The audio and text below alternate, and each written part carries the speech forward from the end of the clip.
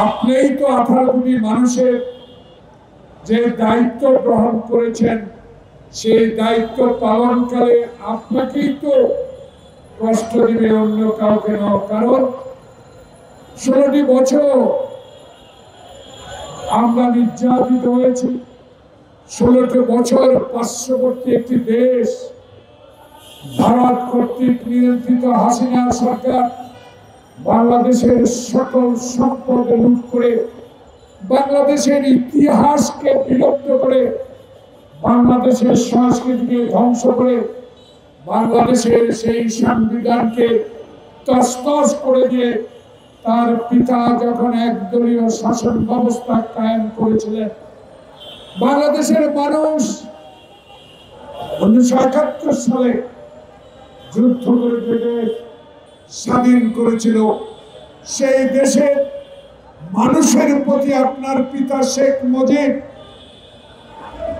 আপনার দল আওয়ামী লীগ যেভাবে পার্শ্ববর্তী দেশের ভারতের কাছে নথি স্বীকার করে বাংলাদেশের অস্তিত্বকে বিলীন করে দেওয়ার অপচেষ্টা আপনি লিপ্ত ছিলেন। আপনার পিতা বিদায় নিয়েছে, কিন্তু সেই পিতার চাল চলন আপনি ত্যাগ করতে পারেন। ওদের স্বপ্ন পূরণে পাশে থাকতে পেরে আমরা গর্বিত।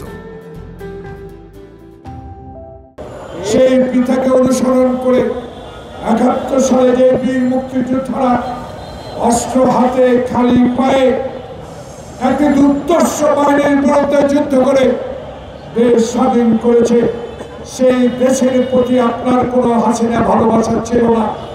কারণ আমরা দেখেছি, আমরা যখন ঢাকা বিশ্ববিদ্যালয়ের ছাত্র ছিলাম, আমার নেতা সামাত্র আবার অসুস্থ, সবার কাছে আপনারা তার জন্য দোয়া চাইব। আজকে আব্দুল কুদ্দুস এখন জীবিত নাই, আজকে শাহজাহান সিরাজ জীবিত নাই, আজকে তাদেরকে অনুসরণ করে এজন্য সেদিন শেখ মুজিবের সামনে আমিও এই ছোট্ট রাজনৈতিক কর্মী তাদের সাথে যাওয়ার সৌভাগ্য হয়েছিল। সেদিন অন্য কোনো দল ছিল না, ঢাকা বিশ্ববিদ্যালয়ের ছাত্র হিসেবে সেদিন আমাদের নেতারা শেখ মুজিবকে বলেছিল,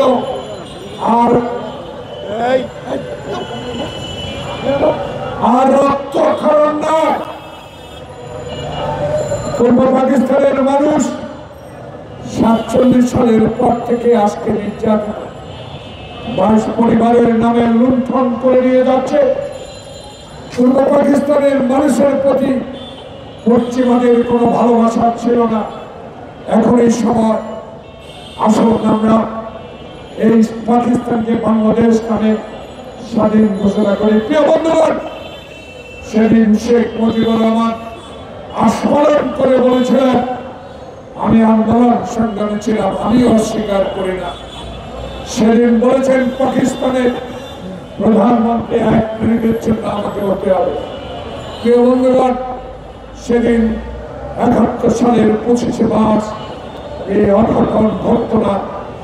সেদিন আলোচনার নামে শেখ মুজিবের সাথে ভুট্টো গগেরা অস্ত্র নিয়ে আসলো, সেনাবাহিনী নিয়ে আসলো, টেরও পেলেন না শেখ মুজিব।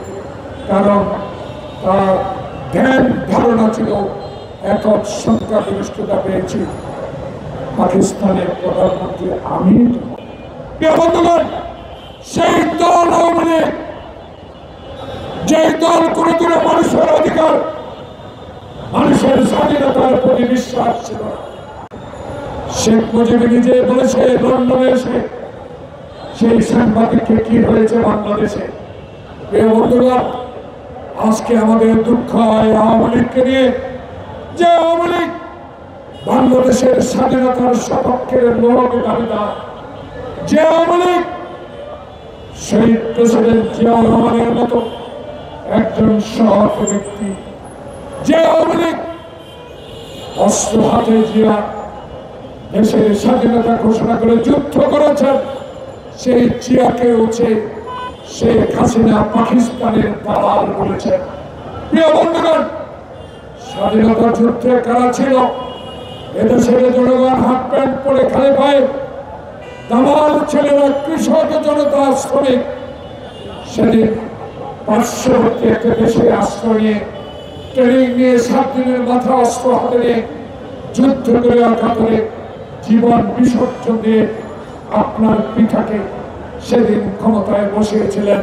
কিন্তু আপনার পিতা সেই জনগণের যোগ্যতা, সেই জনগণের ভালোবাসার প্রতি লুণ্ঠিত হয়ে সেদিন এক দলীয় শাসন কায়েম করে বাংলাদেশের সকল সংবাদপত্র বন্ধ করে দিয়েছিলেন। প্রিয় বন্ধুগণ, ইতিহাস কথা বলে। শেখ হাসিনা আপনার ইতিহাস এখন এই তরুণ প্রজন্ম কথা বলে, কারণ কথা বলার সময় এসেছে। 16 বছর আপনি তো আমাদেরকে কথা বলতে দেন নাই, তবুও আমাদের নেতা,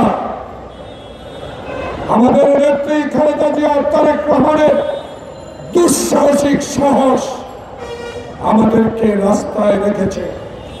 আমরা আল্লাহ ছাড়া কারো কাছে মাথা নত না করে এই রাজপথে এই মানুষের পক্ষে 16টি বছর কাজ করেছি। প্রিয় ভাইরা, সেদিন শেখ হাসিনা ইলিয়াস আলীর কুয়ে তার অবুঝ সন্তানের চোখের পানির দিকে একদিনও তাকান নাই। সত্যি আলমের আজকে এই কমিশনার